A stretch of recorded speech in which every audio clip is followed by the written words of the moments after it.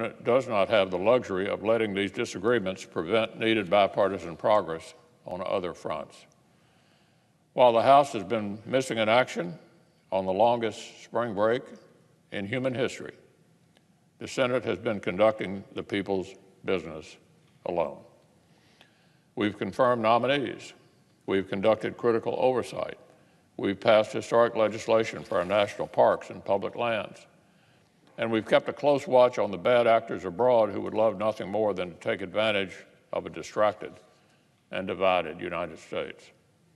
Today, months of focused work from our colleagues on the Armed Services Committee will let the Senate start to move toward this year's National Defense Authorization Act. Thanks to Chairman Inhofe and the committee for a 60th straight year, the Senate has an opportunity to lay out our priorities for the U.S. military with a united voice.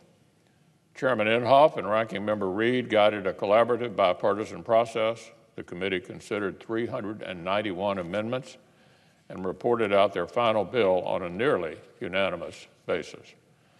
The result is legislation that honors the unique sacrifices of our men and women in uniform, from authorizing a pay raise for active duty personnel to ensuring high-quality housing, health, and child care services for families stationed at home and abroad.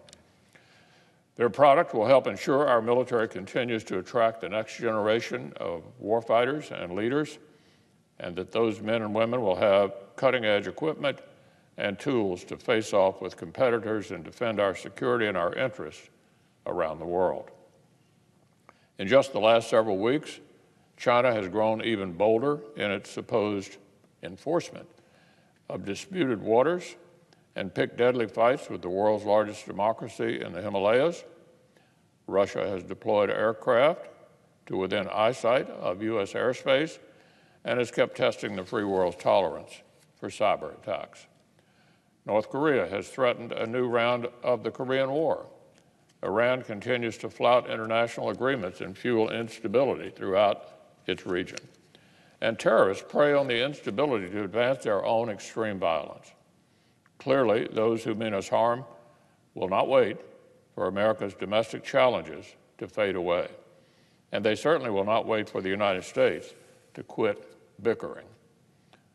So, notwithstanding all our other differences, I hope and expect this body will be able to put partisanship aside and honor the bipartisan tradition that has defined this crucial bill for decades.